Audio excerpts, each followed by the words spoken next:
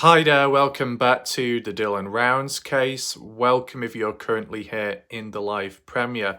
Today is quite an important and serious video because I want to be discussing with you the levels of brainwashing when it comes to the Dylan Rounds case and community. Now, not everyone will agree with it, but I'm going to share with you my thoughts today. It can be from the perspective of a new person coming on in for the first time ever, but I'm going to be describing it from my experience and how it could negatively impact a new viewer, new to the Dylan Rounds case, okay? I have seen the patterns over time. I'll also be sharing with you the patterns of resistance, just like recently. Taking mine as a heads up, there are more Dylan Round videos to come. Tomorrow, there will be a key critical video. Be on the lookout for that, okay? I don't want to say too much right now, just because of, whiners, but we'll be getting very realistic tomorrow, okay? And then I guess maybe that can apply the day after. There's things to look at. And in other areas, there's places to return back to, certain forums, which will interest some people out there because, just as a little hint, there was a time where we spent months catching up on a forum page thread where there was about 25 pages of conversations and discussions about the case. A place that was quite crucial, times of silence, and also generated new ideas and also provided the perspective of such as weather out there at the time in Luton. So that will be another video. I just want to give you a heads up with these little things so you're aware of what's to come. As of recently, before we go any further, I have done, Dylan Rounds videos. If any of you have missed them, you didn't watch my latest videos before this, make sure to catch up. It's very important so you understand where we are at this moment in time with the case and the community, how that stands. If you've catched up on that, then this video will make more sense to you, okay? There will be links down below in the pinned comment section if you wish to check them out. It goes to other places and areas. Shout out to the likes of Watcher or Crazy for last night, her presence. It was good of her. And shout out to any other individuals if there were super chats. I can't remember them all, but if they were, I appreciate that. As for last night as well, I did do a live stream. Yes, I did. I know. I did a live stream. And you know what? I actually had a special guest with me as well. Bob, calm down, Bob. Do not increase those sugar levels. It's not quite yet. Oh, dunking your donuts in the chocolate. Shh. I know, I did a live stream. I know, with a special guest who actually had standards. I did a video, a live, with a special guest who didn't interrupt, nor did they show much resistance or whininess. Well, if you'd like to check that live stream out, it's available on my channel. And lucky you, it's public. It's not a members only one. It's not behind a paywall. I'm such a good boy, right? But feel free to check that out if you want to, okay? As of recently, there's been a few things going on, and there's been times where I simply defend myself. I mean, the difference is between me and everybody else out there, a lot of people out there who defend themselves can be very verbal in other people's live streams and chats. When I defend myself on my own soil, on my own channel, as it should be. It doesn't impact, it doesn't affect anybody else out there in other videos. See, this is the thing, and we can kind of shape it around today's video, so take everything into mind, and as well, I will be looking at the comments and catching up there regarding a certain video recently, and we will be analysing Indiana's comment and change in behaviour. Because there have been a couple of people now that have said to me, unexpectedly, that they noticed a change in Indiana's behaviour, which kind of took me back because I thought, well, I wasn't expecting other people to see stuff going on. But that seems to be the case. Stick around to understand and learn about it. We will reach that point later in this video. But at this moment in time of speaking, when it comes to defending oneself, that's a very natural thing to do, okay? But it's on my channel. And in terms of referring to how when it impacts others out there and here and there, it doesn't, because you know what you got to ask yourself? How many times has warlike wrath gone on to other people's live stream panels, call-ins? Within the Dylan Rounds case, 0.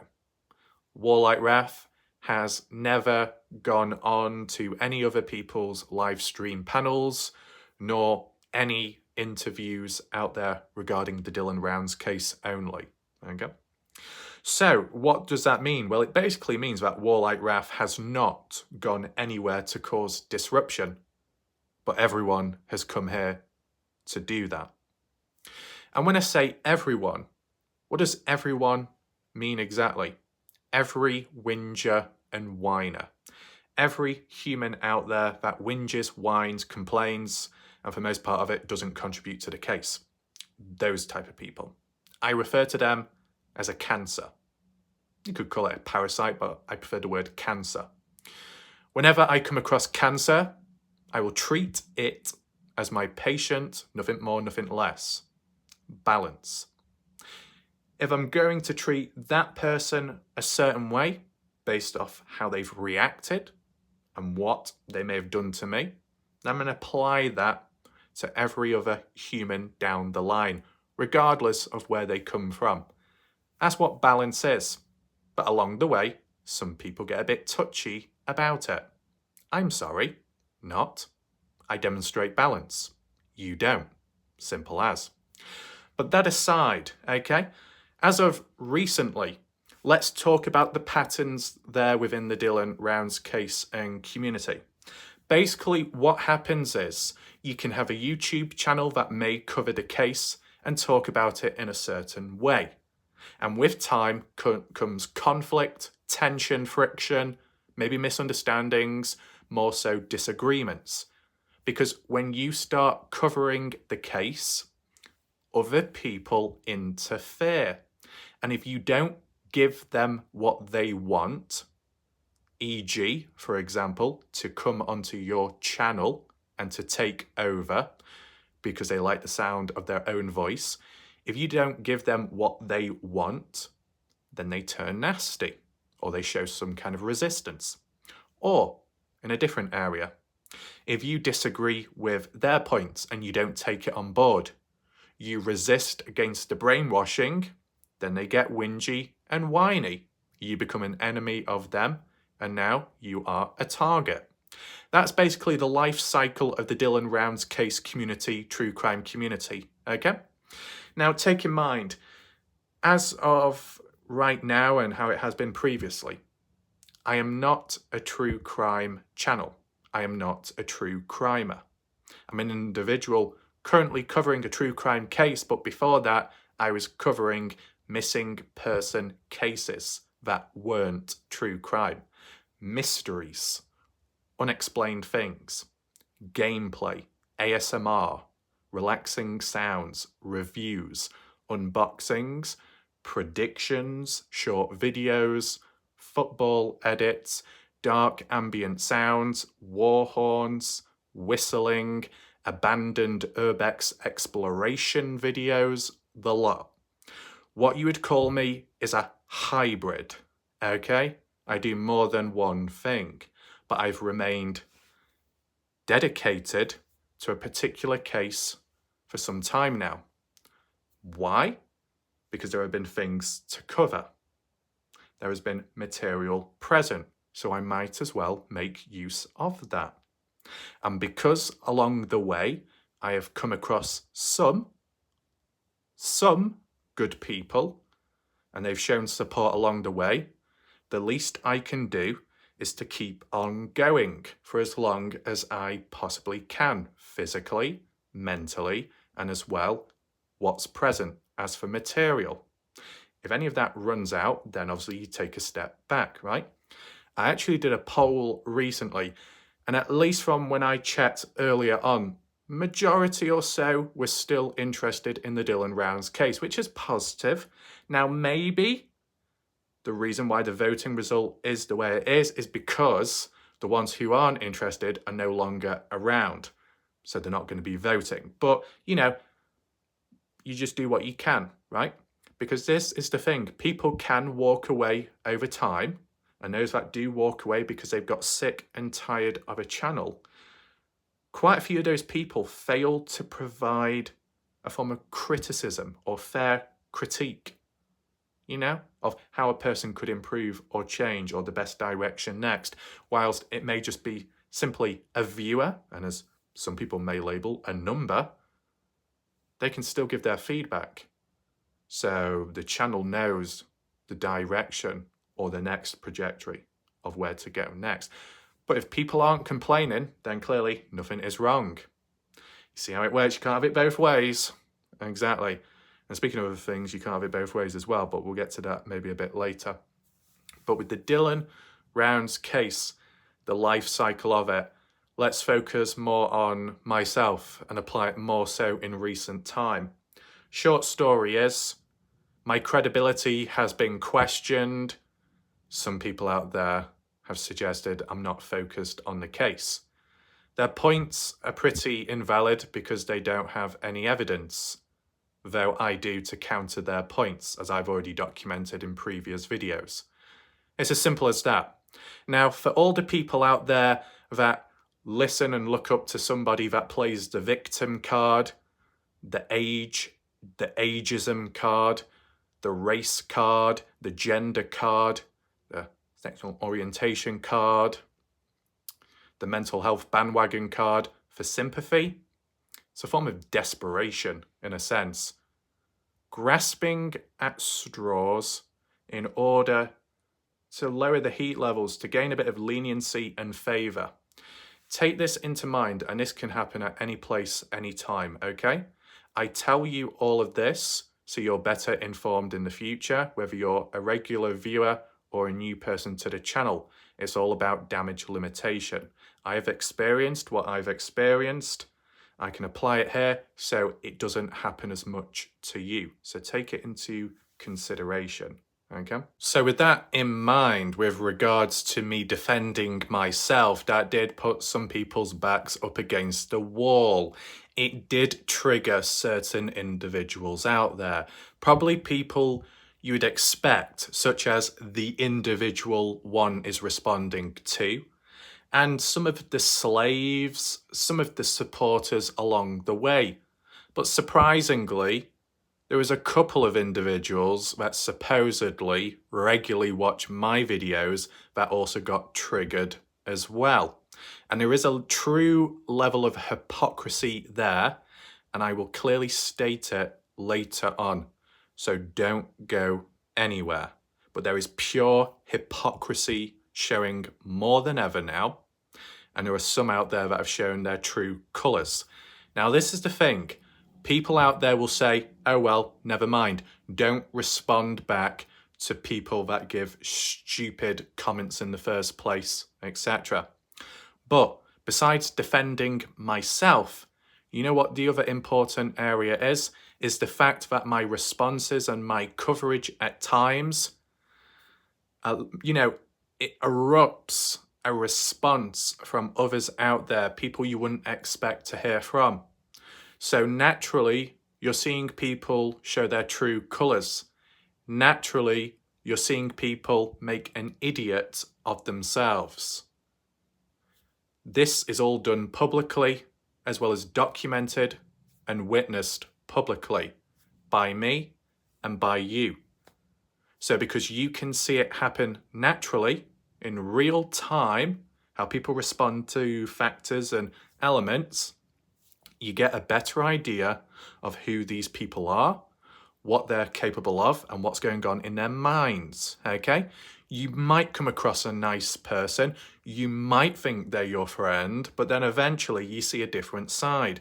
Now, we can all, well, not we can all, but there'll be people out there that like to use their little psychological lines and typical repetitive, regurgitated, recycled lines of, oh, let me reiterate this key quote so I sound really quirky and I sound really trendy. And it's like, get a grip, just speak normally. No need to be copying like sheeple or using sheepish language. Get straight to the point and explain it, okay? That doesn't happen enough. But when I do that, and I do get straight to the point, others can't take it, okay? There'll be times and moments where it's all fine, but then other times, complete opposite. And that will be an example of hypocrisy, and it will make more sense later on. So in doing so, defending myself and people showing their true colours recently, what happens next? Well, it's already happened, where the next video I do is about the Dylan Rounds case, focusing back on that, the most important part, a missing person. But in doing so, some unsavoury characters have latched on, or, in other words, returned back. Okay, it's one of those things. How long will it last? A week or two, maybe a bit longer. This is what I'm talking about, just so people are better informed of the cycle, the life cycle of the Dylan Rounds toxic community. You do your own thing, you get attacked for it, you defend yourself, and then people get latched to you like a leech. They stick around for a bit, they remain like a bad smell in the air. Eventually, they walk away in a cowardly fashion, the tails tucked between their legs, or they get bored, or they lose stamina.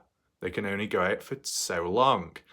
And if not that, there's conflict going on in a different direction, so they rush over that way to their master to defend them. So basically, for the next week or two, whilst I do these videos, likely you will see cancer in the chat and you will come across cancerous people, okay? There'll be people out there that will say, well, if Warlight Ref didn't defend himself and didn't make this video, then we wouldn't be where we are now. But hey, this is the thing. I've done videos in the past which were minding my own business, yet there was still trouble brought to the door. You get what I'm saying? One should be allowed to defend themselves when they see it's fit to do so. It's okay for the general public viewers at times to casually brush it off and say, never mind, never mind. My question is to you. Are you a content creator? No. Do you upload videos to your channel? No.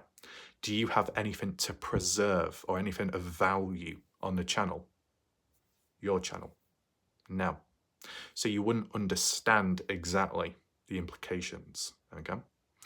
There is a formal procedure, and I've done this since 2020.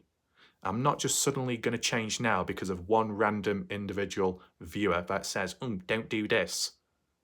If it's worked for this long, it will continue, okay? It's very simple as.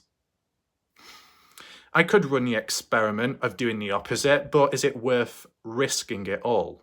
No, not that stupid, okay? Besides the fact that my IQ was at 116, it may have dropped down since, being around an idiocracy of people within the Dylan Rounds case.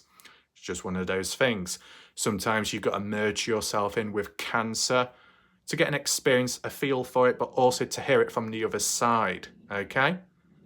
But when it comes to pulling away, detaching, that's where it matters most, because a lot of humans cannot detach. They can't. They try pulling away, they get pulled back or pulled in a different direction. Entanglement in a web of lies, deception, manipulation, delusionalism, hierarchical structures, and brainwashing. That doesn't happen here. If people want to show resistance, they show resistance. If people want to share their grievances, they definitely do that, and it has happened at times, such as recently and back then. That hasn't changed. In terms of the responses by the cancer, the people out there in this community, the creators or the viewers elsewhere, how do they act? Maybe I can do a separate video someday to reiterate it, but basically, when it comes to these humans out there, they don't like what they hear or how they've been spoken to, even though it could be a fact or a simple observation. They respond back and they snap in different ways. If they've got ammunition to work with, they'll make the most of it to then throw back at that other person they don't like. And we've seen how nasty it can get out there. Now, I don't know the ins and outs of everything and all the channels out there. Someone was saying something about a person called Vegas Girl, their channel gone now to protect their own safety because they're in danger. No clue what's going on there. It might be a reference to Jim Terry or Bob, how there's something going on in the background. Who knows, right? Is it Vegas Girl in Poland or something? I remember a Vegas Girl in the past, but that was completely different to do with the Kenny Veach case. But that aside, you can see how nasty it can get. Now, as I told you, one of my past predictions was, when it comes to this case and community, true crime overall, it will result in a death. You could argue and say that's already happened, that prediction has already come true, but it could still apply for the future, that someone could die. You never know, right? But besides all that darkness and nastiness, what happens here when the cancer, the outsiders, the third-party export cheapskates come on in, the rejects, etc. When they come on over and whinge and whine, what's the key theme and pattern you see? Grasping desperately at straws, making up false claims in a desperate way in the live chat in such a whiny way because they can't do it with their voice because it's a live premiere. So they can only do it in text format. That in itself is enough to trigger them because they don't get what they want. They can't come on panel, they can't have an interview, they can't talk, they can't hear the sound of their own voice, and they can't take over a show. But they have elsewhere. But it just doesn't happen here. So that in itself is enough to trigger people out there. Selfish, entitled, ignorant, arrogant, impetuous, egocentric individuals, etc. Cancer. It doesn't have to be a creator, it can be a viewer, an audience member out there. Okay? As I said, I'm not giving direct percentages, nor am I giving direct names at times to what I say. So if people want to make this about themselves because they think that every video revolves around them and their life, even though that's, a bit selfish in a way, not everything, revolves around just you. But if you want to make it about yourself, then maybe it implies more than what meets the eye. For someone to feel that it relates to them, this video, then clearly there must be something going on in the background which one isn't aware of. But the fact that they doubt themselves and their own ability says more about them and what's going on. So do tell me, okay? Because maybe you have or done or said something. You see, this is how it goes. So, I just wanted to do this part, just that little talk there, to inform you of what to expect for the next week or two. People latching on, whinging and whining, as well as grasping at straws, making false statements. I mean, there was a few idiots, whether it be by the same person or just several slaves, fake accounts, saying that we're being censored in this chat. If you're being censored in the chat, then how come we can see your messages, you pillock? You get me? Grasping at straws because you know there's not much material or ammunition, so you make it up yourself. That's a thing that's different here compared to everywhere else. You can go elsewhere, you can find mugshots, you can find their criminal history from the past and the bad, nasty actions that they've done, and you can throw that and turn it against them. So when you do get those people out there that seem to be on top of a pedestal, who seems to be divine, pure intention, genuine, and they piss you off and you do a background check and realize, they've got a bit of a shady past, you can use that against them. And that's what's happened many times. So when people have called Jim Terry out and Bob Farrell for dodgy activities in the background, well, it's flipped back onto them because they've done stuff in the past, so they're no better, you could argue. But when people come here, there's just not enough to work with. So people are scuttling around desperately trying to find something or make stuff up. That's why it's different here compared to elsewhere. And for those that claim that there is censoring, just ask yourself, am I one of the only few channels out there in the Dylan Rounds case? Possibly, I am the only Dylan Rounds coverage channel that has never relied nor recruited any mods on this channel. That ultimately says a lot about all the other channels out there that have mods. And I'm specifically talking about the Dylan Rounds case and community coverage. Not once have I had a mod on my channel because it's somewhat under control, and I also believe that by having a mod, it can cause more problems than good. And we've already seen it elsewhere. So, there you go. There's a level of control when a person can just naturally sit back and not have to rely on monitoring the chat. It's like how other channels would monitor it. So, you get the idea there. Now, where does the brainwashing come in? Well, we've kind of mentioned it already. The brainwashing, the blackmailing, if people have tried standing up or pushing back and then their own past history has catched up on them or it's been turned against them, but they've backed away because, they might get in trouble or it might dirty the waters. It might make them look worse than what they appear. So they just back away and stuff. As for when you cover the Dylan Rounds case and you think a certain way and you may follow the story formally, or you may even think outside of the box for yourself, and then you got other people out there, key characters supposedly either from the area or once from the area, which push back and say, nope, this happened and that happened. They're not talking to you, they're talking at you, okay? Not with, but at. And you're supposed to listen there. Yes, master. Yes, yes. No. You should be able to think for yourself.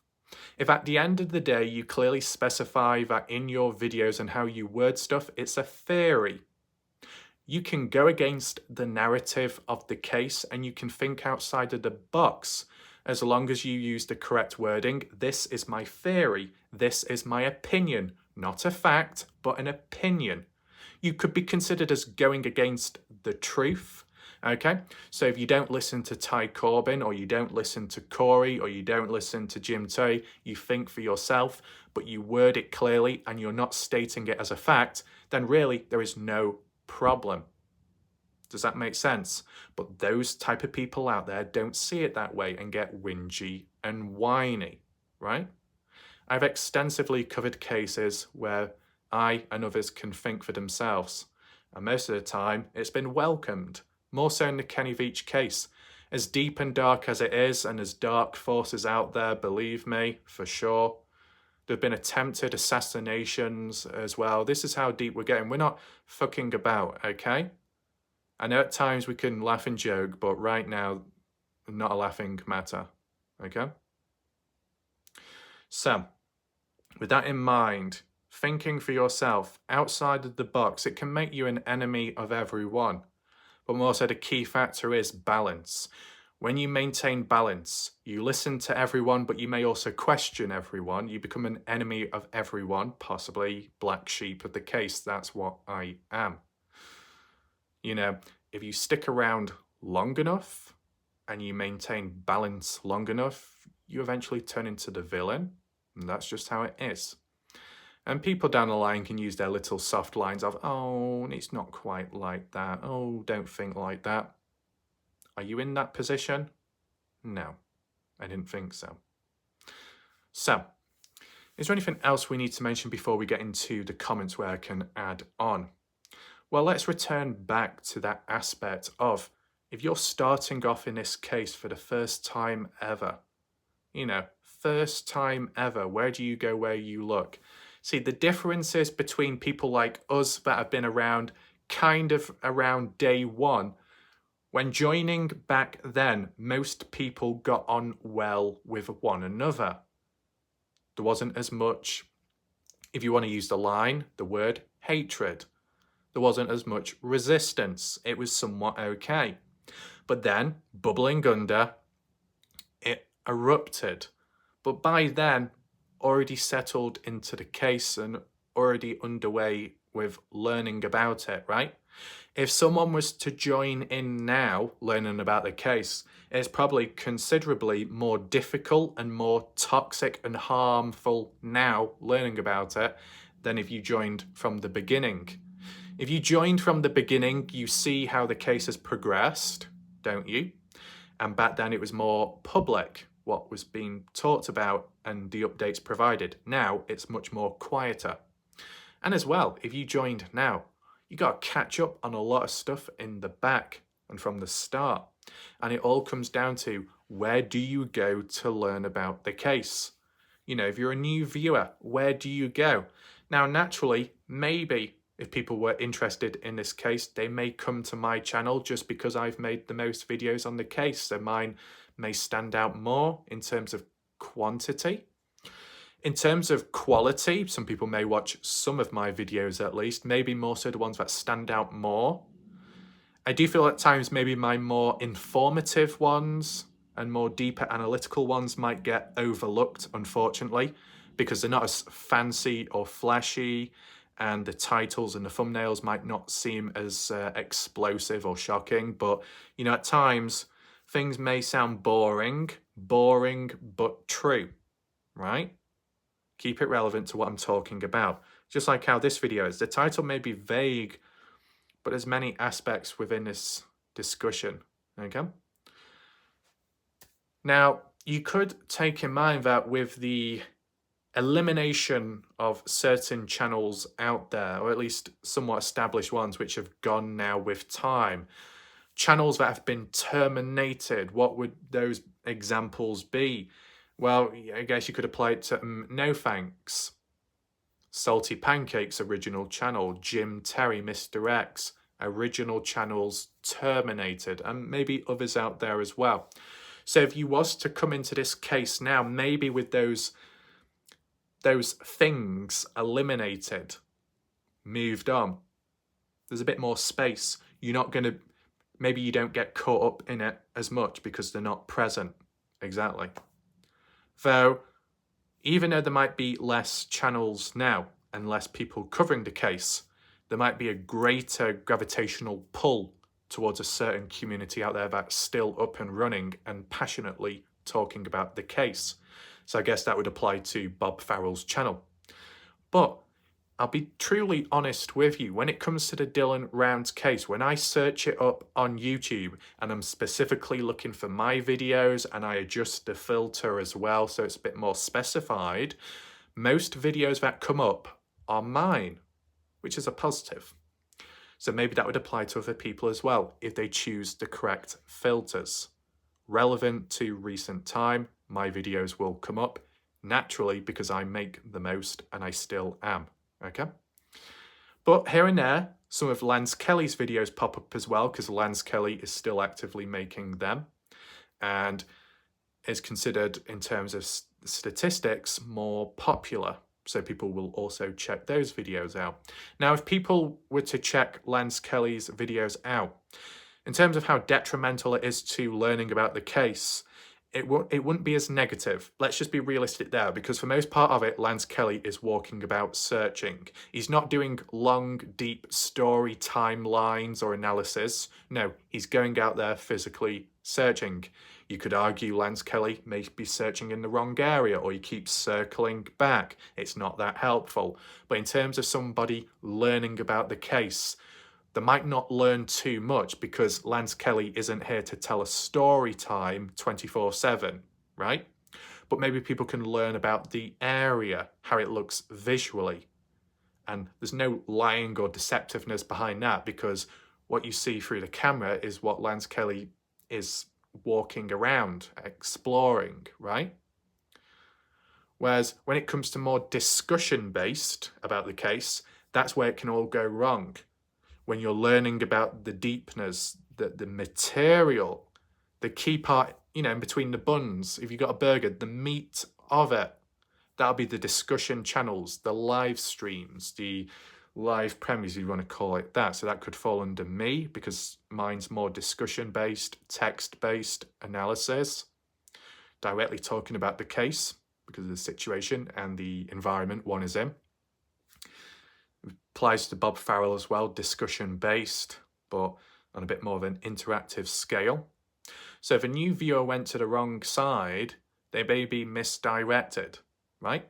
And you might say, well, how would I know that? Or how would I know how people change? Well, let me just tell you something. I have genuinely witnessed changes in behavior by people over time, okay? And we'll demonstrate that later on in this video. But in general, I have seen the odd few people over time change their ways and their attitude.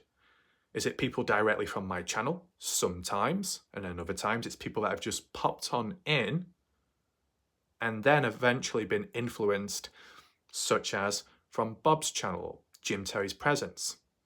And it's that behavioural change. It's not just a change in perspective and outlook on the case. It's their own attitude and personality. That changes. It goes rotten to the core. They become maybe a bit nasty, or they might become a little bit argumentative, maybe a little bit bitchy, right? A bit more whingy and whiny than usual. A bit more agitated. That's the key thing. It's okay going over here and going over there to research about the case, whether you're loyal or not to any channel, whether you're just here to learn about the case. But just be aware that when you go elsewhere, try and not let the personality, behavioural aspect change who you are as a person. You can learn about stuff, you can simply listen to someone, but try not be brainwashed by them, right? Is it always that easy? Maybe not. Maybe there's a lot of vulnerable people out there of a certain gender. I don't know. But maybe there are quite a few vulnerable people in the Dylan Rounds case that when exposed to the wrong elements and forces out there in people, that they get brainwashed, that their own mind changes, the cogs neurologically, neural pathways switch and change, the messages become corrupted within. So that when they do come back to maybe the original channel, or they pop in elsewhere, all of a sudden they seem to have got a bad taste in their mouth and a bad smell underneath their nose, and it just doesn't seem to go away. You get what I'm saying? Now, look at Tom Evans, and this is just an example straight to the point. Tom Evans, for most part of it, is a good person, and Tom Evans has defended me at times. That's good of him. And even though Tom Evans may like other people out there, he doesn't turn biased. He still understands it from my perspective, which is very good. Though, at times I have noticed just a slight change with Tom Evans in terms of maybe at times just getting a tiny little bit agitated, not directly with me, but just about the case as a whole. What we need to remind ourselves is, when it comes to this case, and make sure everybody's listening right now, most of us aren't directly within the case. Most of us aren't impacted by Dylan Rounds going missing, technically speaking, We're not friends or family of Dylan. And I'm saying that for most part of it. I know there might be some people in the background that are tied to the family or Dylan, but I'm talking about overall for most part of it. Because we're not directly impacted negatively by the case, we're just simply trying to learn about it and maybe try and solve it as well. It's not the end of the world, so it shouldn't impact us too much. It's understandable at times how there can be levels of frustration when it feels like it's not going our way or in the right direction, but at the end of the day, ultimately, does it lead to us getting hurt, getting killed? No, not for the most part of it, unless maybe you're directly tied in the case trying to solve it and you become a target. But as for the general public viewing, it could be considered a sad case. It could touch your heart. It could frustrate you when it feels like things aren't going the right way. But at the end of the day, you can always walk away from it and nothing bad should happen after. Well, at least on my channel. Take that into mind. When it comes to other channels and people walk away from the case or walk away from a certain perspective, you might get brainwashed, you might get blackmailed, you may get attacked. You become an enemy of them as soon as you detach. Seen it extensively. It's happened to Betty Hayward, happened to, I guess, maybe Watch Her Crazy, happened to Weedleby at a point, but I think things switched and changed there, so it's probably not the best example. Guidance. And there'll be other people in the background as well. I think Gorilla Jack, with regards directly to the case and not background stuff. And there'll be other people out there, right? Third-party people that have pulled away and then got attacked because of it. When people pull away from my channel, do they get attacked? No. Some that pull away end up returning back on their hands and knees. I don't know why, but it happens. Whingy whiners. But then other people literally walk away for good. Examples? Mama Down Under. Supposedly a long-time viewer on my channel walked away because they had enough. Went to Lance Kelly's channel. Linda Cushing had enough of my channel but never explained why, just went away silently. Supposedly it was because that they didn't like the drama in the Dylan Rounds case. They still want to follow the case, but they don't like the drama. So where did Linda Cushing go? To Bob Farrell's channel, where it's heavily under attack and there's constant drama in the live chat. You walk away from drama because you hate it, but you go to a different community where there's more drama than ever. That really makes sense. So you can see people's priorities and mindsets are a little bit misaligned and aren't exactly consistent. You get what I'm saying? People say they've had enough of this and then they keep on coming back. People say that they're going to quit the case, but they keep on coming back. People say that they're not going to go after Jim Tony anymore, but they keep doing it eventually, like salty pancakes. People like Ty Corbin say, oh, I've got to walk away from this case for about 2 months. 2 days later, he's back coming out of a bush backwards. And it's like, you're not sticking to your words. If people can't stick to their words, how true are they to themselves and to the case, right? How many times have I screeched and whinged and whined and said, oh, I've had enough of this case. I want to run away and grab a tissue and a teddy bear. Never. The only thing I have said is I want to take a break, and then I've not taken a break because something has come up. It's just my bloody luck. Now, I can at least acknowledge in a way, in a positive way, and say, well, at least there's something coming out of it, but still. It's just a bit ironic when I take a break and something happens and then I've got to come back to cover it, to document, etc. That's the only thing that happens with me. But for all the other people out there, they do the little talk throughs, they do the little walkthroughs, they do the little debrief sessions, they do the little live streams afterwards and say, I've had enough. You know, I'm not going to waste any more time, any more energy on all those people. I'm going to move forward. I'm going to become a better person. I'm going to become a better human. We're all humans. We all make mistakes at times, but at the end of the day, we can at least improve ourselves. And you know what? Because of that, I'm going to apply some fake tears on me. Look, fake tears. Oh, I'm crying now. Let's do a YouTube apology video where we fake it all and then go back to our true selves afterwards and repeat the same old problems again and again and again. See, that's a life cycle summed up in a few seconds, okay? So I've explained to you the life cycle of the Dylan Rounds case, where you do your own thing, you get attacked, you defend yourself, and then people latch on like leeches for a certain length of time, and then they walk away. But if the same pattern happens again, same outcome, okay? Also mention the fact that if you do think for yourself and you go a certain way about it, you can still get attacked for it. You can even get brainwashed at times, and the way people word stuff, such as when it comes to rumours and supposed stories, you can get brainwashed there because it's Chinese whispers, okay? It might be mentioned very casually in the past or in the background on a channel or in real life, then it gets talked about online for a call-in panel, then it gets twisted and turned, the language changes, the story evolves magically, words change, the timing, the providence changes, and eventually once you finally hear about it, wow, it's some big, extravagant, groundbreaking thing, which never happened. Oh, what a surprise there. So really, I would say for a new viewer, the Dylan Rounds case and community is probably not a good place to be if you're joining right now. And that probably sounds pretty bad saying it, doesn't it? Maybe if you listen directly to the case and story as told by the family, the police reports, the news reports, I know people will get extremely triggered with that mentality. But just simply listening to that, it's one way to go about it. You got to ask yourselves, be genuine, okay? Take this into mind. If you read along and listen to what the family says, more so Candice Cooley, or what the police reports say, or the news articles, if you listen to it, what happens? Not much. What happens if you disagree with it?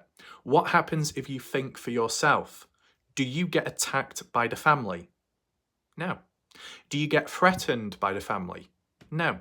Do you get stalked or harassed by the family? No. So why is it okay there, but it isn't with third-party outsiders, where if you go against outsiders with what they know of, supposedly, they will attack you in some way? Why can't they be more like the family in terms of everyone has a different opinion and more so a different theory, right? I mean, let's be realistic even more. There'll always be dickheads that will never be pleased. Even when the court case comes out and the official documents are presented, if it doesn't go their way, if it doesn't match their claims as they state, they won't accept it. They'll complain, throw the toys out the pram, and keep on going on about it.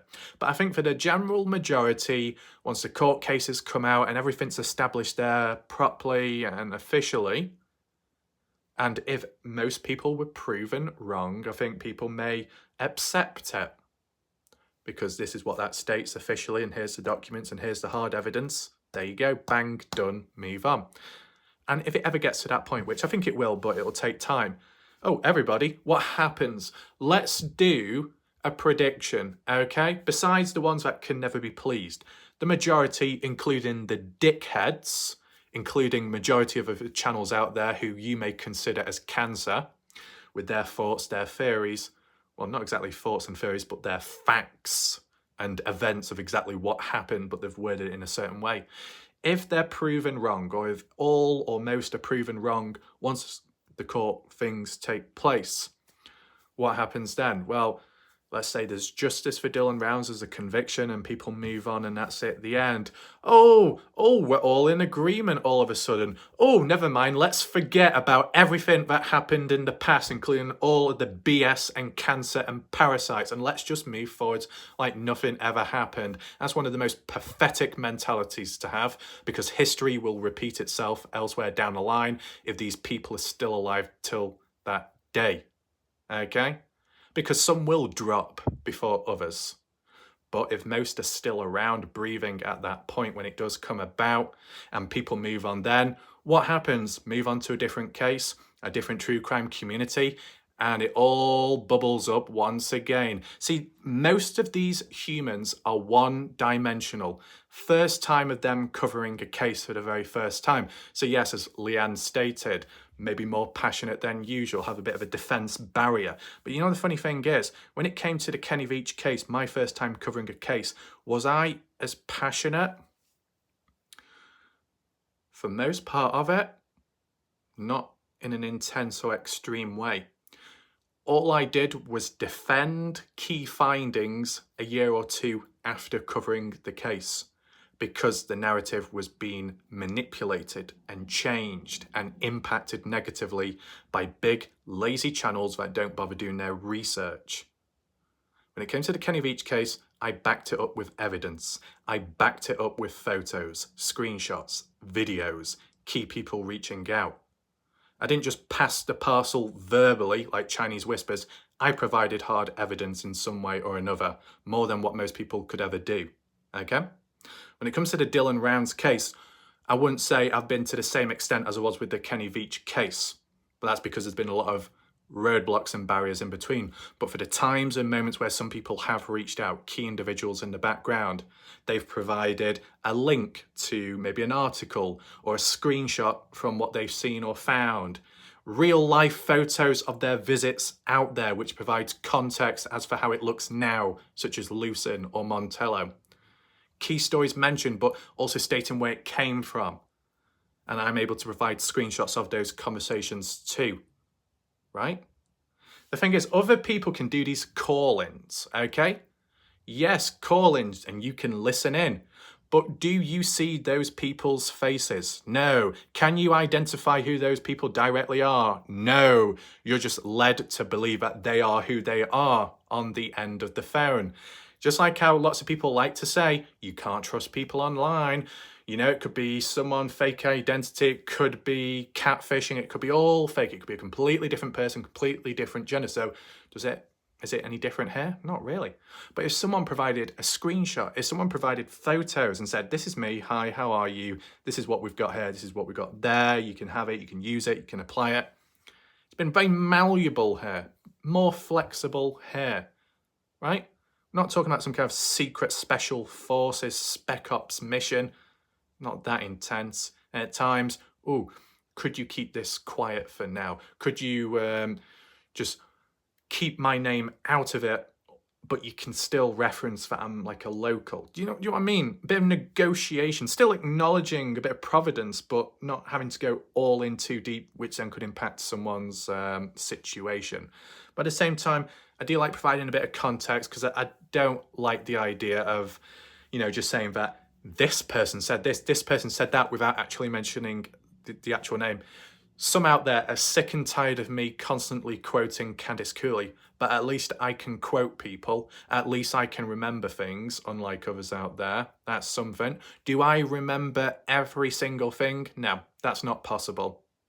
As I've said previously, some people will remember or know things I don't know, and vice versa, and that's what helps complement each other. But when you've got arseholes present that want to be awkward and have an attitude issue, it slows that process down. They're not helpful, they're not of much use either. Roadblocks and barriers, okay? Maybe once they were okay, but as I said, mindset rotten because of influences elsewhere. So if you got a new impressionable viewer going to the wrong side for the information, their mindset gets brainwashed, they turn a certain way, their actual personality and behavior changes as well. That's the biggest thing about it. You can say that you're learning about the case, but you can also change in your own behavior, personality. You can turn into full darkness, or you can suddenly turn nasty, or you could turn bitter, or you could turn a bit sad. You know, stuff like that can happen, and it has happened. Now, referring back to Tom Evans, as I said, still here, still listening in, still sharing one's thoughts, but at times, because Tom Evans has been around Bob Farrell, the Bob Farrell effect has taken place, where now Tom, how he's been informed at times, and sometimes, not always, but sometimes, maybe misinformed elsewhere. And that can annoy Tom because it's frustrating to him. Tom Evans mostly is a good individual that will put his trust and think the best in people out there, but when it backfires, he can become frustrated, which is a normal, natural human response. Does he take it out on the wrong people? Not from what I know of, at least, what I see here. But you can see, even if it's just on a personal level, how one can be negatively impacted, whether it be by themselves, by their actions, or where they've gone. Which, at the end of the day, regardless if it's external or internal, that negative feeling, it's because of that external negative influence of where you went and what you've been around. And it can latch itself onto you like a disease. It can impact your behavior, your personality, your feelings, your thoughts.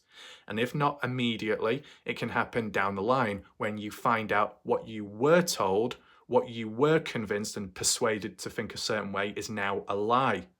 And that is why I've always said I don't like going too far down a rabbit hole in a certain direction with things going on. Because if I dig my head too deep into the ground, if it turns out it was incorrect, I'm now a lost individual. I've gone so far down here that I don't know where to go or where to look now. Now, Corey can jump in with that counterpoint and say, well, didn't you do that warlike wrath with the story told by Candice Cooley just in rounds, or more so Candice Cooley? You're showing tunnel vision. This is the thing, Corey. I can't really be showing tunnel vision when I have listened to other Montello locals besides you, because, Corey, you're not even a Montello local. Okay? Let's just put that into perspective, right? So I have listened to other people besides Candice Cooley just in rounds. And this is the thing, I don't know if I should mention it now or maybe later or in a different video, but at the end of the day, we can say, oh, Candice Cooley saying this and that, shame on her, criticize, critique, witch hunt. How could you listen to Candice Cooley? Why are you even listening? You're showing tunnel vision, you're delusional, you're not going with the true story, etc., etc., etc. Justin Rounds said this, Justin Rounds said that, Justin Rounds did this, Justin Rounds did that. But why the fuck has Justin Rounds not set the record straight publicly? Okay?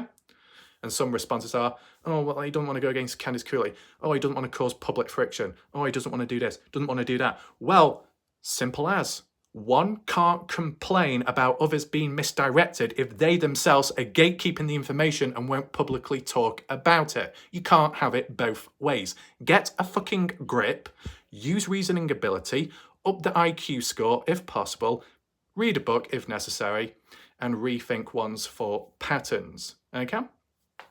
Now, understandably, you could say that, well, this person can't say this or that because it could compromise the case, but they could at least show like a little sign more than what's already been done to highlight that that's wrong and this is wrong. So like when Candice Cooley claimed that Montello had a sale boost 500% because of the Dylan Rounds case and the tragedy behind it, more people visiting, more people buying this and buying that. Did Justin Rounds correct it? No. Did anyone else correct it within the community? No. It was the fucking locals that then reached out to me and told me about it, and then I spread the word because there was a rebuilding process in which the Montello locals, some of them assisted themselves with me to try and set the record straight, to put into perspective the area of Montello. There is good, there is bad, but it's not just all bad. It was like a rebuilding process to fix the damage that was previously done. And people cooperated and there wasn't much resistance. It was under control because this channel is built differently. Okay, it's very simple as. Obviously other humans out there fail to understand it. Okay? Is there anything else to mention? Feel free to share your thoughts down below if you agree or disagree. Okay? As said, a lot of people can say this, a lot of people can say that. But did they upload videos to their own channel of a screenshot of a text conversation with the likes of Justin Rounds? No. So that's not helpful, is it? Anything else to mention? I mean, there's probably a lot, but, you know, it's just the brainwashing, the damage it can do on people and how it can impact people's behaviour. They're not the same person afterwards. And I said, it's not just the Dylan Rounds case. It's the Kenny Veach case. I've seen people come in, normal, maybe full of life, maybe passionate, but in a balanced way. And then they change, they deteriorate. It's very unfortunate. Does it happen in big clumps of people? No, it tends to be like one or two key individuals that then just change and then fade away. You see that life, the breath, just evaporate from their body, their soul. And now, what are they? I don't know, void of many things. So, I think what we'll do now is we'll look at the comment section of a recent Dylan Rounds video, more so the one where I had to defend myself. And we'll just see if there's any questions that need to be answered. We'll see the responses from people, and we'll see if there's any changes in behaviour from anyone in response to that moment of conflict. Okay? Let's head on over now. If it does generate new discussions or reminds me of anything else I was supposed to mention, I'll continue on after this. Okay? Here we are. We're just going to adjust the comments to the newest, and we start from the bottom, work our way up. So first of all, we've got Robert's comment saying, nice, abort, space, order. I don't know what Rob is talking about here, but as for the replies, Stifler saying, you are one bored individual. Now, the word bored has been spelt wrong here, but I do understand what this person's referring to. They say, you need to find another channel for your entertainment. Do you ever have anything of relevance to say? I haven't seen anything yet. I do think that the only good thing that Robert did do was listen to when I said about if you leave multiple comments, it helps with the engagement of the video and it helps spread awareness of the case by YouTube. So it was good of Rob to do that previously. The problem though with Robert's comments is he doesn't always clearly reference back to the part of my video what I was talking about. Or if he was like responding to a question, he doesn't give the timestamp. So it's hard to follow what he's talking about. I guess the one comment that was a bit clearer to understand was something to do with tools or parts being delivered in Independence Valley by FedEx. You know, it was a bit more clearer that the way it was typed out, but you know, at least he's leaving comments. He's not causing me any damage or trouble, so got to acknowledge that positive. Badger Life says, I didn't know Robert Bergener had a channel. The thing is, everybody on YouTube that can leave comments on videos have a channel. In order to leave comments under YouTube videos, you need to have a channel. You need to have a Google account, which is then linked to YouTube. Okay? So all these people that do leave comments have a YouTube channel. There may not be any content on the channel, which would mean they're not a content creator. They're not a YouTuber, right? But they do have a channel at least. Stifler, he doesn't. He just makes useless comments on here. Kenny H-I-N-Z. Heinz? Kenny Heinz Beans? I don't know. But Kenny says, nope. This fool has the personality of a wet blanket. This is why Bob's show consistently are kicking his ass. Well, Kenny didn't exactly use the correct punctuation here and his comments a little bit all over the place.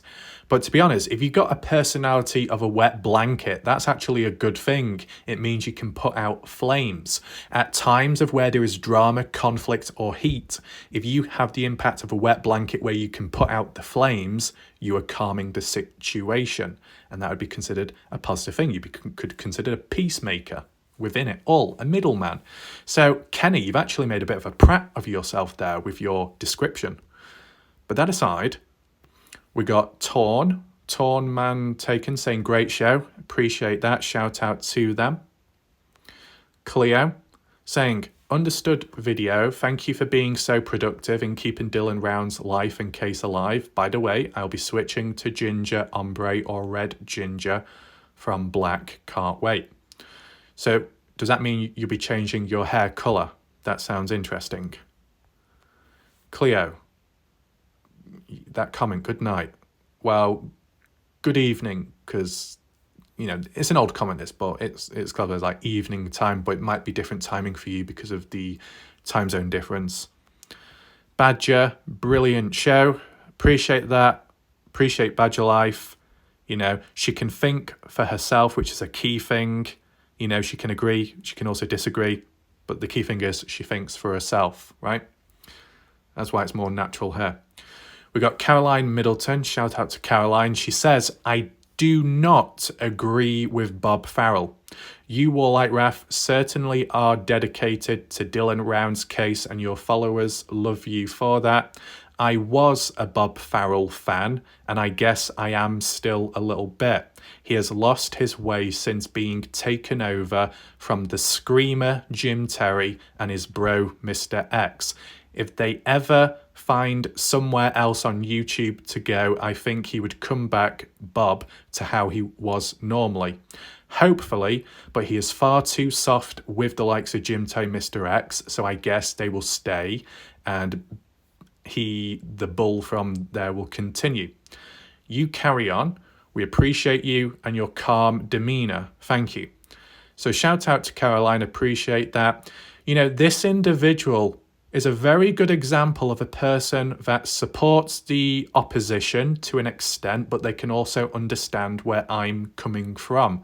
Caroline Middleton is showing a form of balance, which is very good to see. Okay, so shout out to Caroline. This is what I mean. You will at times come across fans and supporters, other people out there that are hardliners and only see it one way. There's a level of biasness, and we may see that later on, okay? But for here, reasonable comment. We got Glenn, shout out to Glenn. We got a person called Don saying, I have to agree, Will Bob. You mean you agree with Bob. Try and type your comment out correctly next time and try and punctuate as well. That you agree with Bob 100% on this occasion. So basically this person called Don agrees that Bob is committed to the case, but Warlight Ref isn't. What Don believes is that Warlight Ref creating 400 videos on the case, a video nearly every single day, doesn't equal dedication to the case. Okay, yeah, I think we can work out the IQ there. Smooth Fishing saying you're the only one. Kenny, I think you'll find many agree with Don here. I certainly do. This Warlight Ref guy is boring, hence why Bob's destroy this guy's. Well, Kenny, you say that I'm a boring individual, but from your facial expressions, it looks like you're constantly bored 24/7 with that facial expression. At least you got a head of hair, unlike some out there. But really, there's not much going on with your channel, is there? I mean, it's interesting, though, how down here, Kenny does call Jim Terry a douchebag. So that's interesting. So is Kenny an enemy of everyone or most? Maybe. I think some other people out there may have had issues with Kenny. At the end of the day, Kenny Hines or Hins, Kenny Hines means beans, whatever you want to call it. The only Kenny I'm focused on at times is Kenny Veach, a missing person. So unfortunately, you're not top of the priority list. Sorry. Anyway. Oh, there we go. So Kenny says majority of the people here on this channel will agree that Bob is in the right. Well, let's look at the 3 people like Don's comment. 3 people agree with the comment. Yet 6 people agree with Caroline Middleton's comment that Bob has lost his way and lost control.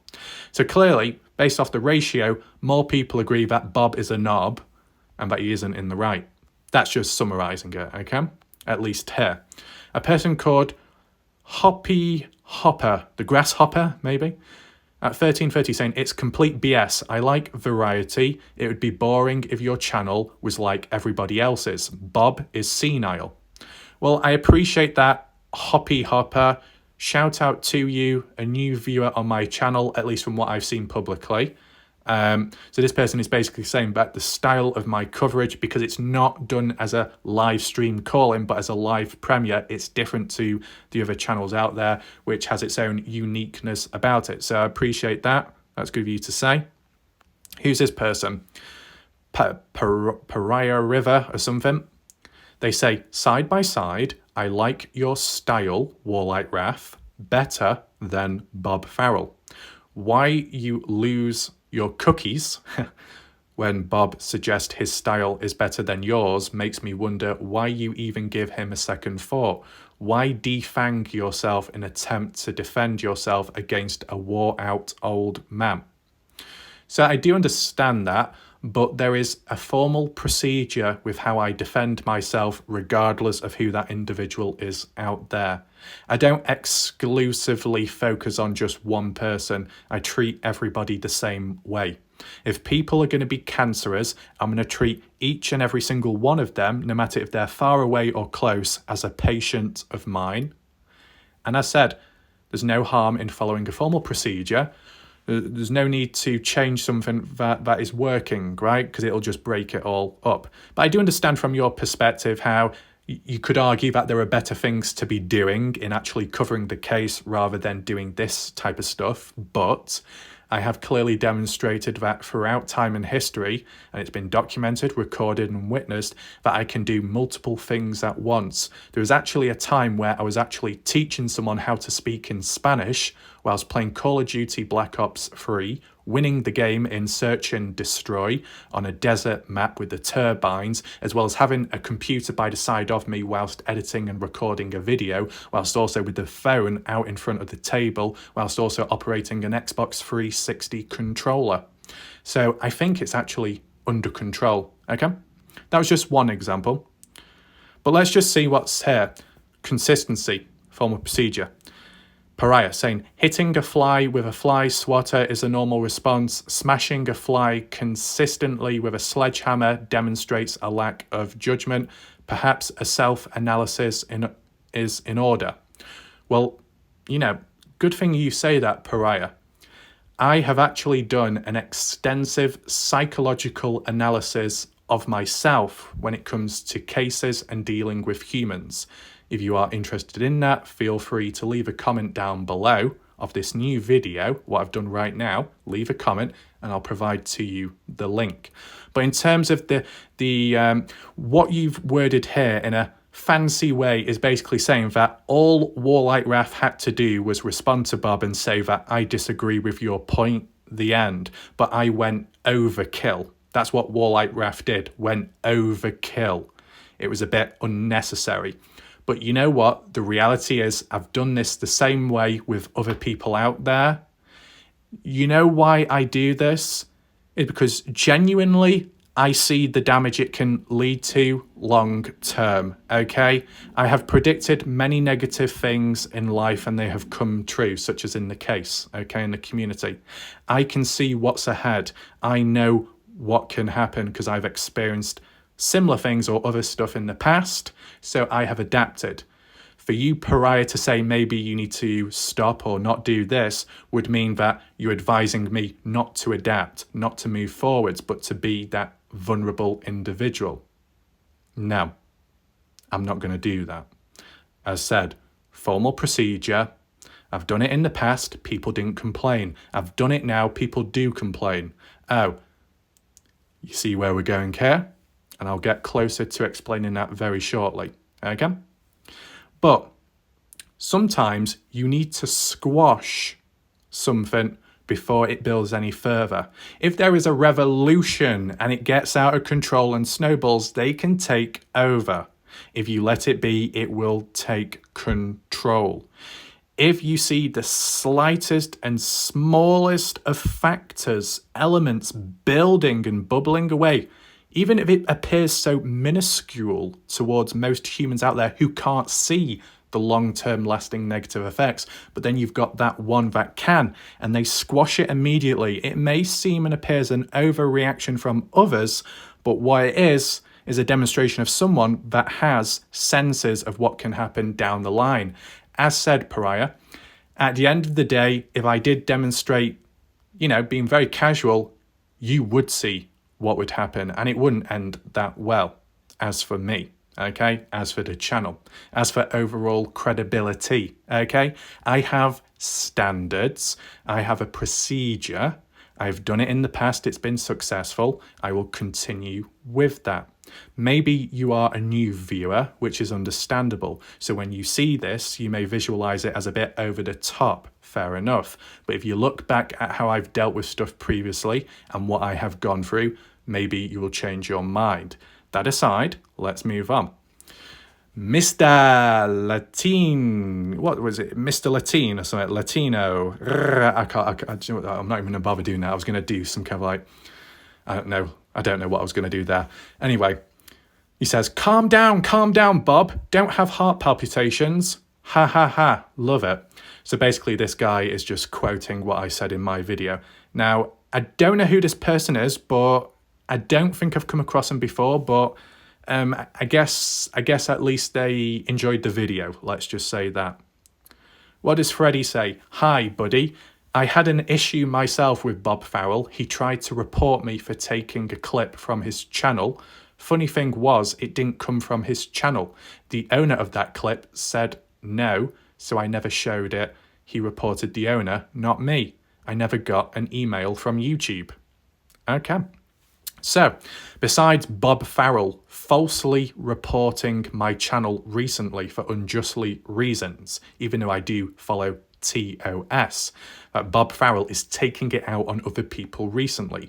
Besides me, Bob Farrell taking it out on Tom Evans, Bob Farrell taking it out on Freddie, Bob Farrell taking it out on Badger Life now. Who else is he going to take it out on? It seems very familiar, that type of outburst reaction, kind of like Jim Terry-esque.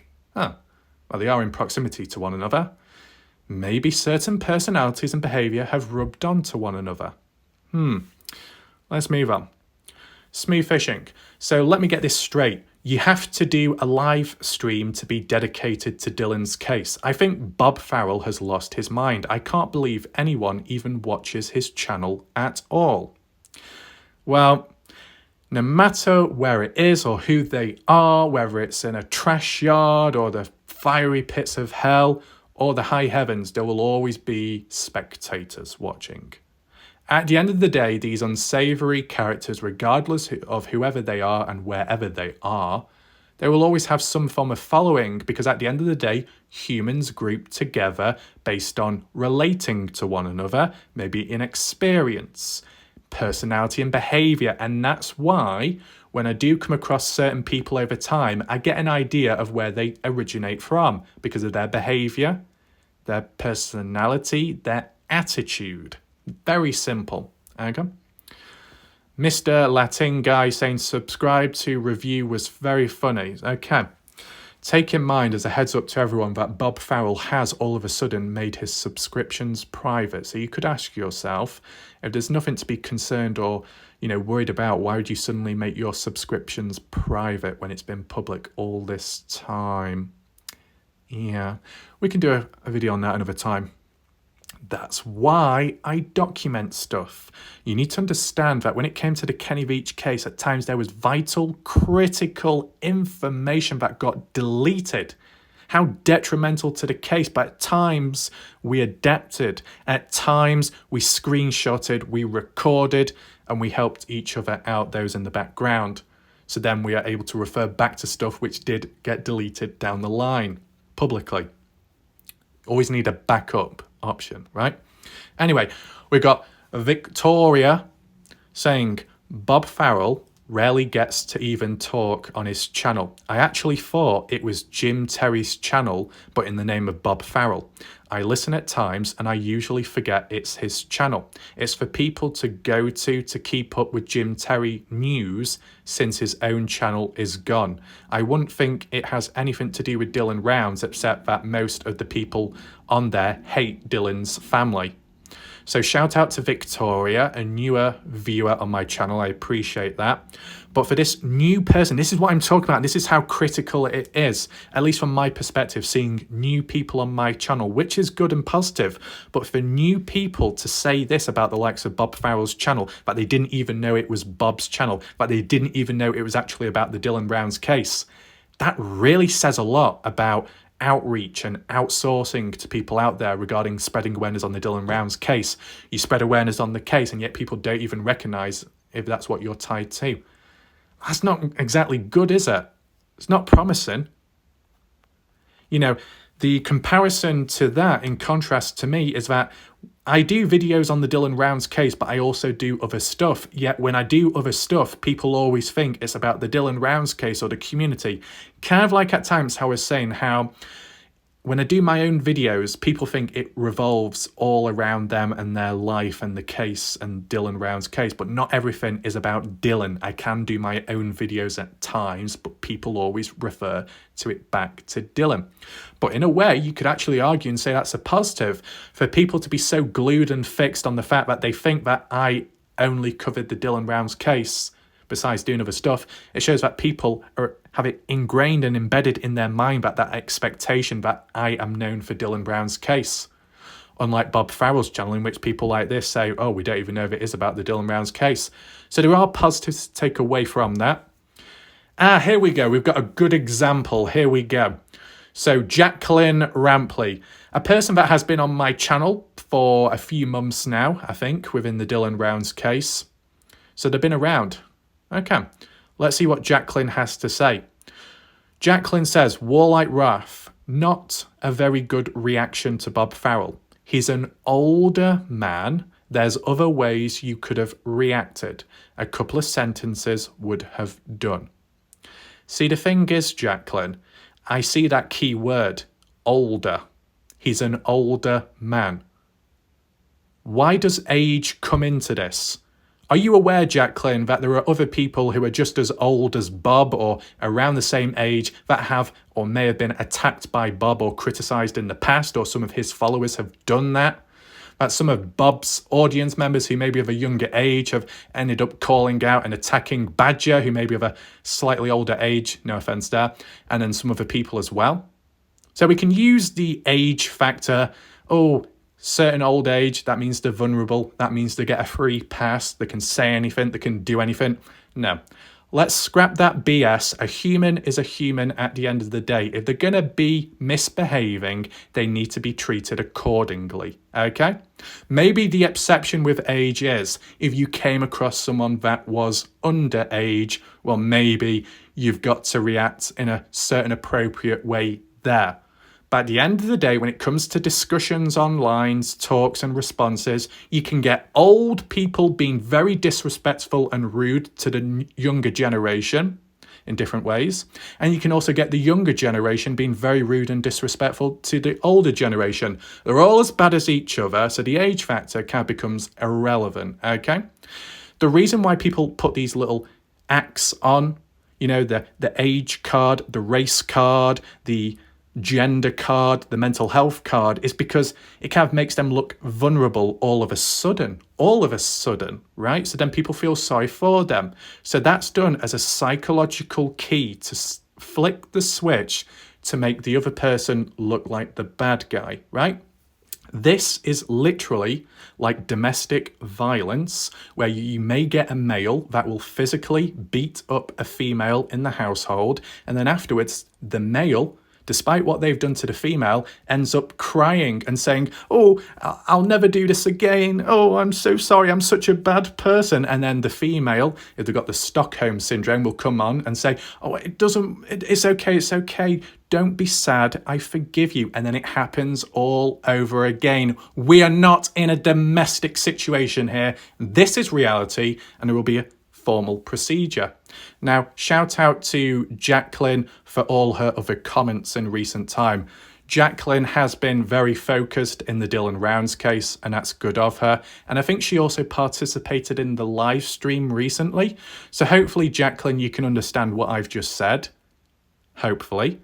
And hopefully, you understood that I did mention strengths and weaknesses about you. It's not all negative. I did mention positive things about you, and I have done in the past.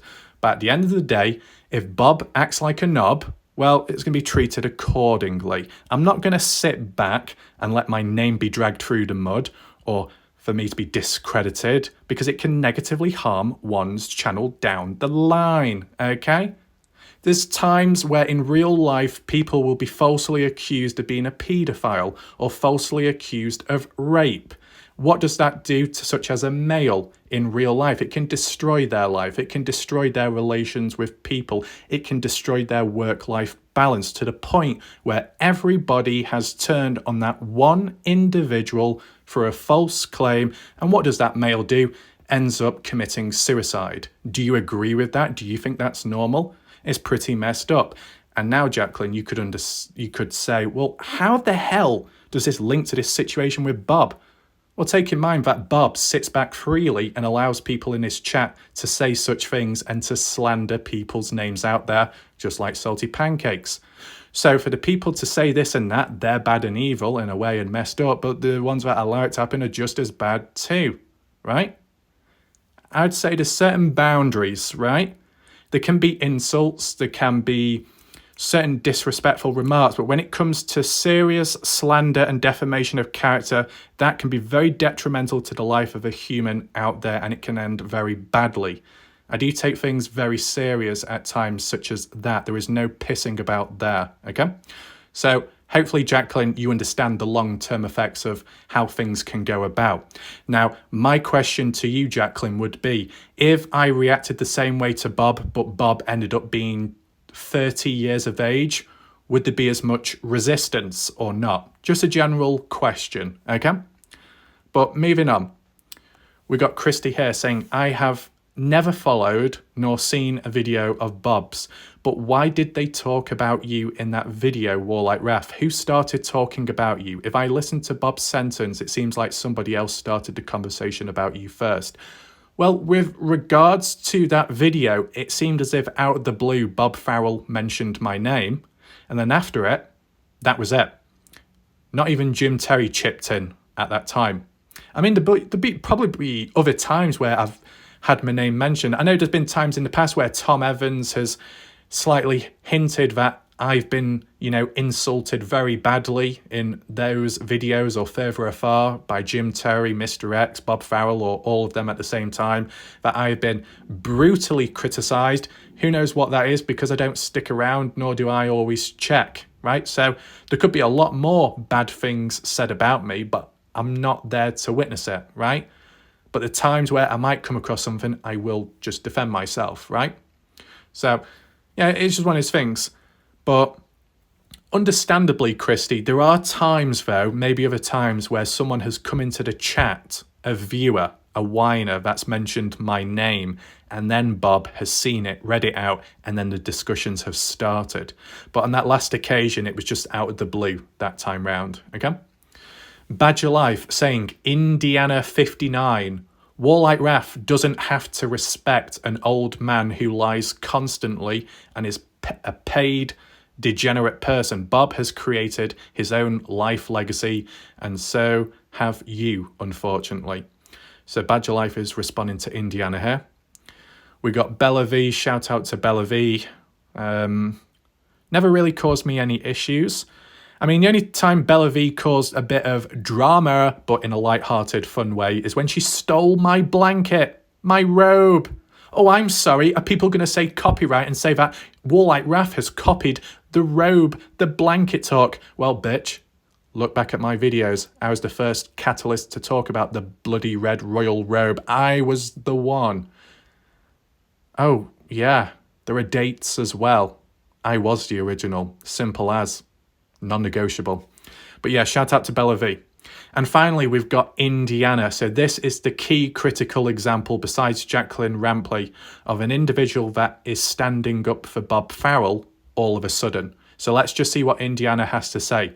For everybody in the chat watching right now and those lurking in the background, pay close attention to this, because I'm genuinely interested as to what you, the people, have to say regarding this. Okay? So, a bit of a long one, but let's begin reading. Indiana says, I like Bob Farrell. It is a sad affair that things have come to this. Defending yourself is one thing, but his short comment didn't merit your 1 hour and 26 minutes and 39-second video of doing nothing but pulling Bob apart. The one thing that I like about Indiana's comment is the fact that she was very specific with the length of my video. I see what she's done there. Anyway, Indiana says, you, young man, have no respect for your elders. When all you had to say is, Bob, I respect your comments, but I do not necessarily agree with them, and move on. You have not shown any form of intelligence. You have shown nothing but sheer immaturity. You seem to have a very short memory in regards of videos with Dylan Round's name in the title. Then after 10 minutes, you are off into one of your whipping sessions. You have lived and learned. Allow Bob to do the same. And please don't bother ripping into me, as I know you do not take any form of criticism easily, because I just won't be here to hear you. Well, whether you're here or not, whether you're on this earth or not, I'm still going to respond, formal procedure, and everybody else watching can witness it. So, Indiana, you've already contradicted yourself because you're having a go at me for how I've gone about things, but then you suddenly say that you've lived, you've learned Warlight Wrath, now allow Bob to do the same thing. Bob is older than me. Bob technically should have more experience as an adult on how to deal with things, yet it seems to be that I'm the one that has the shortest lived life, yet I know the most. That's what it implies from your comment, Indiana. You imply that, yes, Warlight Wrath has made mistakes on how he's handled the situation, yet Bob needs to learn himself and improve. Well, you can't have it both ways. You know, you kind of contradicted yourself there.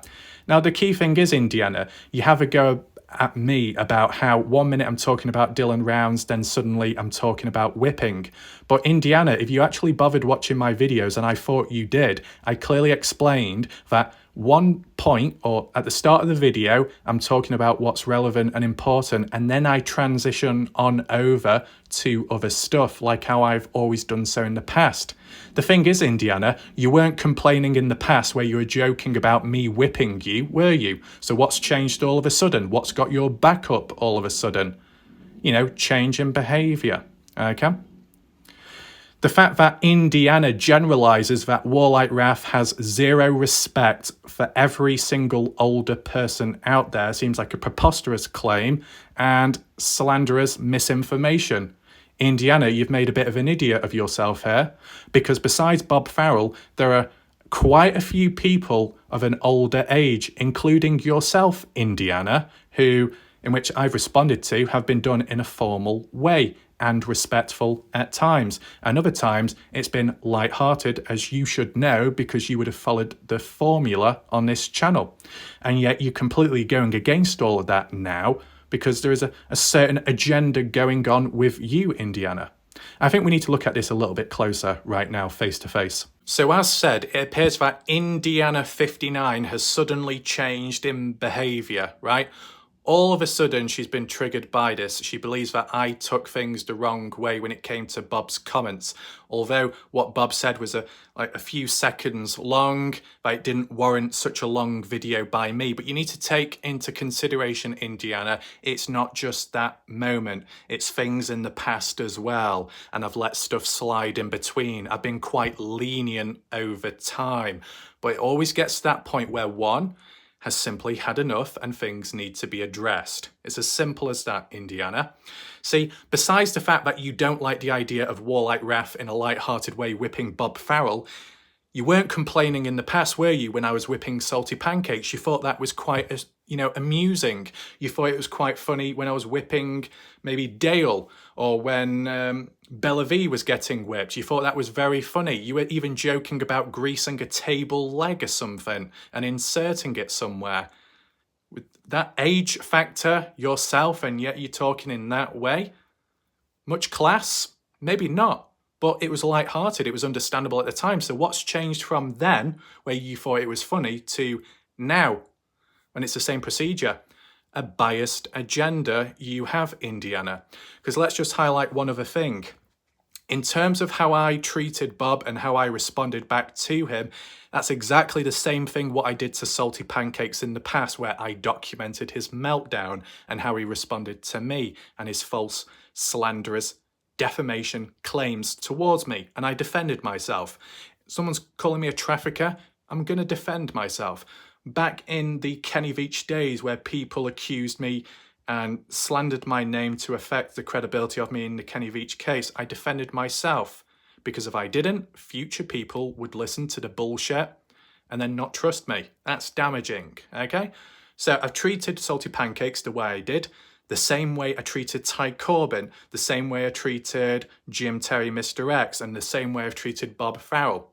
The reality is, Indiana, and this can apply to other people watching my video right now and those that may regularly watch, but more so outsiders too. The fact is, what I did back then is the same as to what I've done now. The only difference is What I did back then, I was doing stuff which you didn't like in terms of the people I was referring to. So you were on my side. But the moment I flip it in a different direction and I defend myself towards and against people that are attacking me, in which those people you like and support, oh, all of a sudden it's a problem.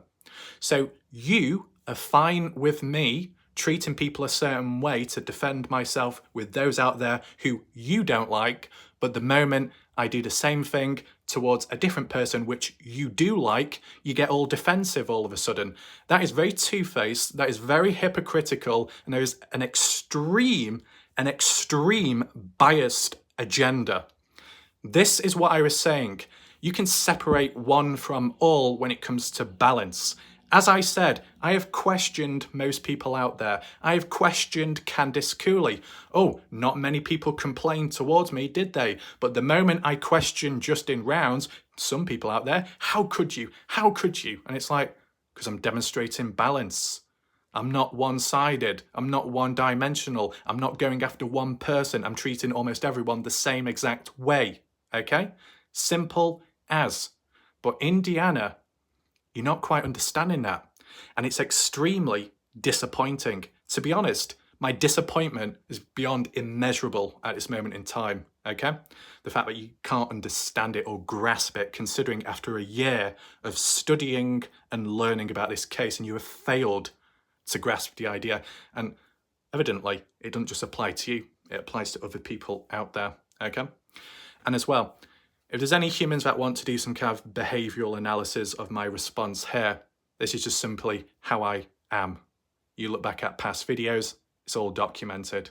Once again, not only am I documenting the changes in behaviour by people in a particular case, which you can always look back at and learn and adapt to yourself, but you can always compare and contrast and look back at my own behaviour, how I've gone about things over time, right? You look back to my previous videos at the age of 14 and the things that I said there, the dark reality of what I stated at the age of 14, where, as people said, oh, you'd be hanging out and, being lots of fun.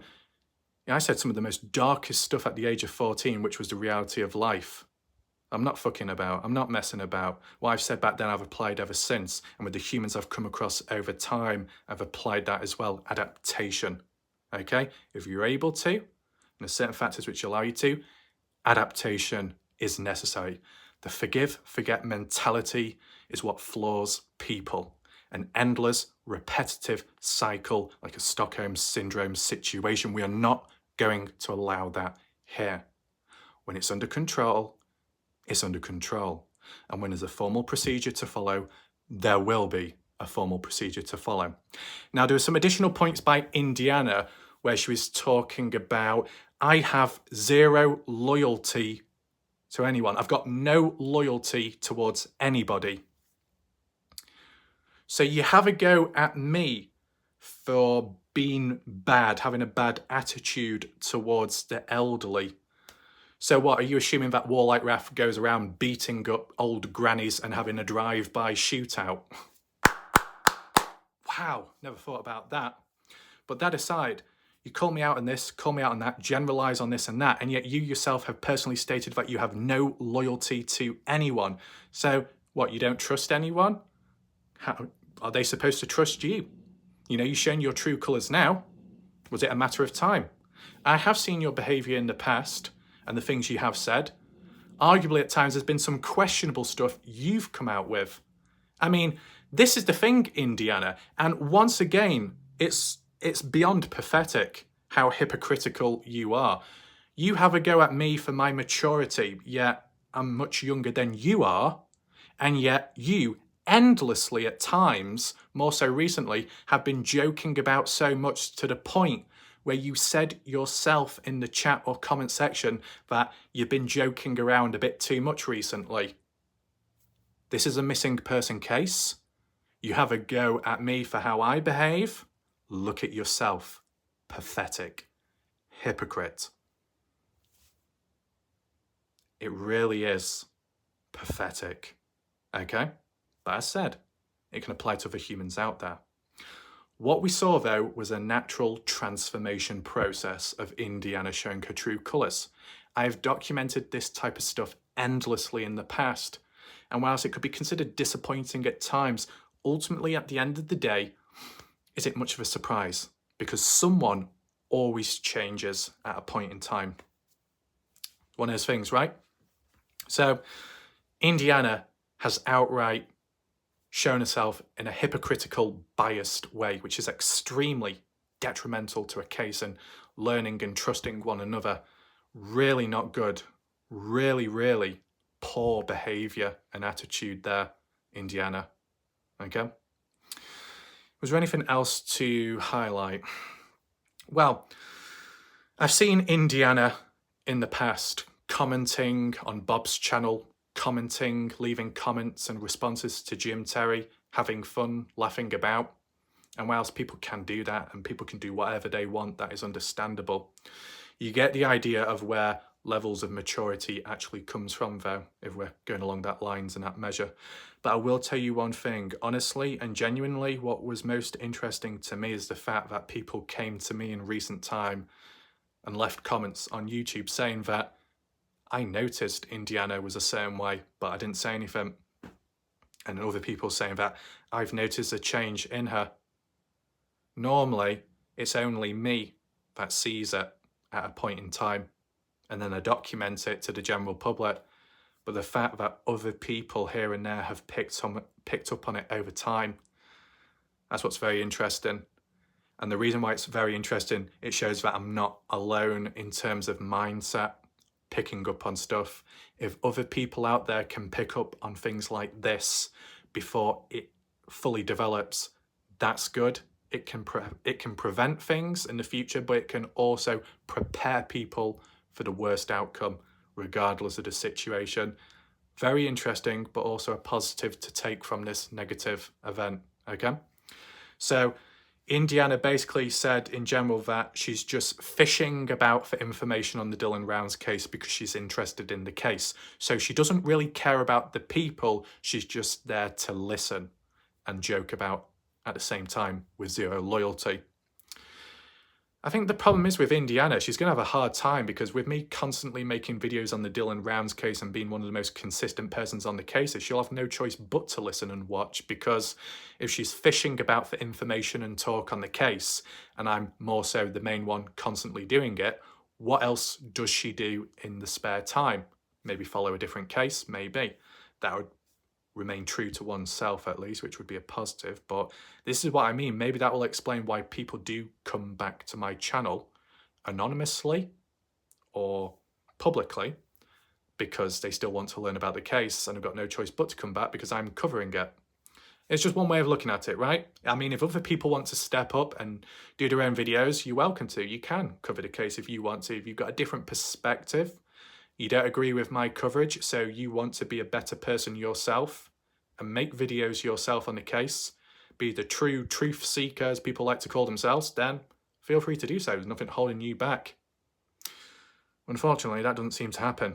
A lot of people that critique, complain, whinge and whine and supposedly have information which they can't really back up with physical hard screenshot, video proof, audio evidence, with the default profiles, they tend not to upload videos to their own channel. And it would have been useful, but they don't. So it's a wasted, unfortunate opportunity there. Okay? Is there anything else to highlight? As I said, I've tried mentioning as much as I can and can think of, but we're truly seeing the true colours in people show more than ever now. The hypocrisy within many, sometimes a bit of delusionalism, sometimes generalisation in an inaccurate way. It's just embarrassing. Most of these people are of a much older age than me, and yet the way they're portraying themselves, it's embarrassing. You know, if I am a human to look up to people above me, it's not really setting a good example. If I look down, degenerate younger people. If I look up, toxic others. Not all, but some. So besides looking down or up, all I can do is look forwards, move forwards, follow through with the same formal procedures as I always have done and always will do, and do the videos that I can do at a certain time and point. Does this video equal resistance? Yes or no? Probably. Yeah, probably. And maybe the next video and the video after that, but I've explained to you the life cycle and pattern. Now, to respond back to Leanne's comment. Leanne, are you there? Okay, whether you're busy marrying a kangaroo or ginger cat, just listen for a second, Leanne. It's good of you to be cooperative when it comes to the Christine Passé Parker case. I say from an analytical viewpoint and observations made, Leanne, how you approach, how you portray yourself in the Christine Passé Parker case is arguably different compared to the Dylan Rounds case. There's more positivity from your presence in the Christine Passé Parker case, more formal, more direct and helpful as well when it comes to assisting, so that's good of you. When it comes to the Dylan Rounds case, maybe you might misunderstand what I say at times, maybe there could be a language barrier, but I know you do try to catch up on my videos whilst being busy in real life, so I understand that. But one thing I just wanted to address and refer back to, Leanne, is when you kind of like highlighted saying, well, like Raf, didn't you say that you saw the text conversation between Justin Rounds and Candice Cooley in the past, which was leaked onto Facebook by Justin, a private text conversation between the two, in which Justin was basically saying Candice Cooley only shows up when there's cameras, and that he was showing a text conversation of Candice Cooley telling Justin Rounds off for talking out about this and that. I can understand what Leanne is referring to there. So to link it back to me where I originally said, well, if there's a lot of misinformation and people are following the wrong story, like with Candice Cooley, then Justin Rounds should speak out and set the record straight. But if Leanne is referring to that as to why Justin hasn't spoken out, because Justin originally showed that text message of Candice Cooley silencing him, then that must mean that's why Justin has kept his mouth shut all this time. Leanne, arguably incorrect. The reason why I say that, at the time when Candice Cooley told Justin Rounds off for his public outburst, his public emotion sharing and anger and frustration directed at Don Hatley specifically, that was only one element in the case, right? And the only reason why Candice Cooley was really hard on that about, trying to shut Justin Rounds up is because at the time, Candice Cooley was thinking that Don Hatley could have been a witness in the case. So by reacting outwards in a negative way, it could scare off these key witnesses that could be helpful in the case and in reaching justice for Dylan. There is a greater cause at the end of the day, long-term speaking. So by pushing people away, that does no good to the case nor your missing person's son, does it? So I think that's why Candice Cooley was trying to rein Justin Rounds in a little bit. That example does not generalize and portray why Justin Rounds doesn't talk at all now, right? Hopefully you understand that. Justin Rounds can talk if he wishes to. Justin Rounds can set the record straight on other areas and elements on the Dylan Rounds case if he chooses to, which wouldn't even harm the case negatively. There are certain elements, there may be certain key individuals relevant at a point in time where you can't discuss this, where you can't disclose that, where you've got to keep quiet. But there's many other areas where it can be publicly talked about and publicly the record could be set straight, but Justin chooses not to. So we've got to hear it from a third party person that says, well, Justin said this and Justin said that, and Justin did this, and Justin didn't that. Well, isn't that similar to what I've done, where I say, well, Candice Cooley said this, Candice Cooley said that, but I get criticised for doing that, but it's okay for other people to be a personal representative of Justin Rounds, and you're just supposed to take them for that word. But when I do it, oh no, how could you do that, Raf? But when they do it, oh, that's perfectly fine. Hypocrisy, one-sided, pathetic. And at least when I do quote Candice Cooley, it's also publicly representable or viewable. If I'm referring back to something, I can get a screenshot up from Candice Cooley's post. If there's a news article which is quoted by Candice Cooley, if there is a news report by Candice Cooley where she's spoken, I can show that and refer back. So even if it was incorrect, even if it was inaccurate, at least we're seeing it from the horse's mouth. At least it's being quoted back from where it came from. But when it comes to the Justin Rounds side, where's the screenshots? Where's the photos? Where's the hard evidence? Doesn't seem to be there exactly. So hopefully, Leanne, you understand what I was referring to there, and understand that that reference where Candice Cooley was telling Justin to keep quiet, that was just because of a sensitive individual out there, sensitive to the case in which it could have harmed or affected it if Justin Rounds did his outburst anymore. But besides that sensitive element, there's many other areas in the case which aren't sensitive, which are not damaging, but at least the record could be set straight so there's more clarity. But instead, we don't get that. We have to hear from a third-party representative that just says it in text, which isn't always coherent.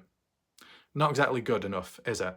So I'll be honest with you, I'm really pleased with how this video has gone, okay? Not too much umming and ahhing. I am actually really pleased, pleasantly, with how this has gone and how I've been able to explain everything. This is not a thing where I've held it in for all this time. This is just me grouping it all together as one video to set the record straight, okay? Balance is needed. Critical thinking is welcome too. If you do have any additional questions, list them down below. But if people genuinely can't understand this video, all I can say is you are genuinely a lost cause. I'm not even joking, okay? Because I've clearly explained and put it out there. There will be resistance, I'm fully aware of that, but I'm just simply explaining it for how it really is, because this is reality, okay? So, hopefully you enjoyed the video. If you have joined late, I strongly, strongly advise you to rewind back when you have the time and when you can, because this is much deeper than you think.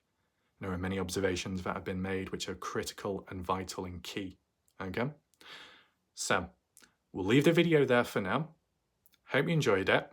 Thanks for watching, and thanks for being patient in listening. I'll see you next time. Goodbye and good night.